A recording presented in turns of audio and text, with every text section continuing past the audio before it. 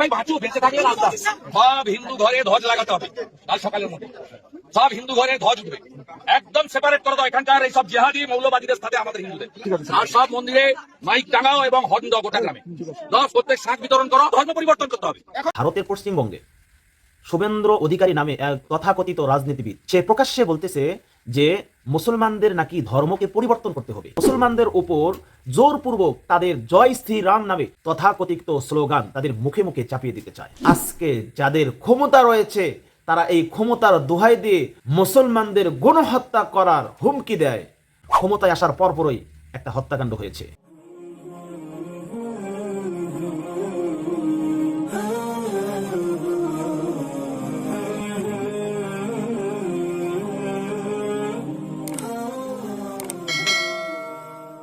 আসসালামু আলাইকুম ওয়া রাহমাতুল্লাহি ওয়া বারাকাতুহু। প্রিয় দর্শক শ্রোতা, কাছে দূরে দেশে প্রবাসে যে যেখান থেকে আমাদের এই আলোচনাটি শুনতেছেন দেখতেছেন, আপনাদেরকে জানাই আন্তরিক শুভেচ্ছা অভিনন্দন।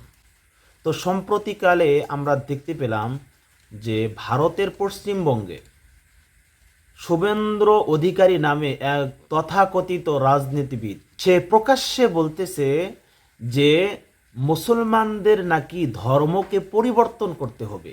এটা কেমন কথা?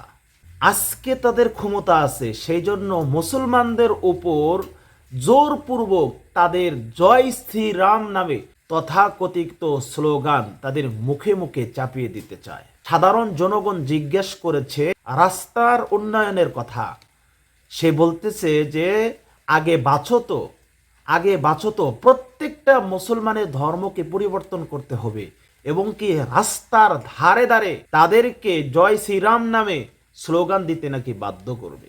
তারা যদি চায় মুসলমানদের পায়ে পাড়া দিয়ে তাদের ধর্মকে মুসলমানদের উপর চাপিয়ে দিতে চায়, তাহলে তারা বেশি দিন ক্ষমতায় থাকতে পারবে না। আমি সেই 1400 বছরের ইতিহাস আমি আপনাদেরকে স্মরণ করে দিতে চাই।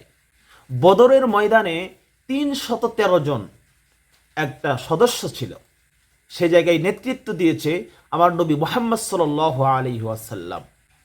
যে কুফফার বিশ্ব তারা ছিল 1000-এর অধিক, সমস্ত কুফফার বিশ্ব একদিকে আর 313 জন একদিকে। সেই যুদ্ধে মুসলমানরা বিজয় লাভ করেছিল।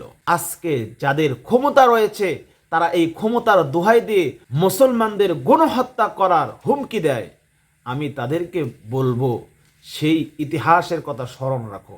মুসলমানদের সংখ্যা কম হলেও তাদের ঈমানের জজবায় তারা কিন্তু এর প্রতি উত্তর দিতে সদা সর্বদাই প্রস্তুত আছে।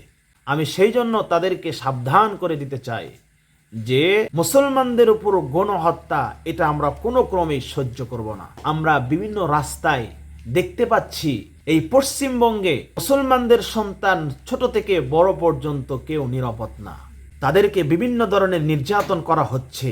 রাস্তা দিয়ে মোটরসাইকেল আসছে, ছোট ছোট পোলাপান যখন মোটরসাইকেলটা কাছে এসেছে তখন সেই ছোট্ট পোলাপান মোটরসাইকেলের সামনে জয় শ্রীরাম বলে স্লোগান দিচ্ছে। তারা বারবার পায়ে পাড়া দিয়ে ঝগড়া লাগাতে চায়।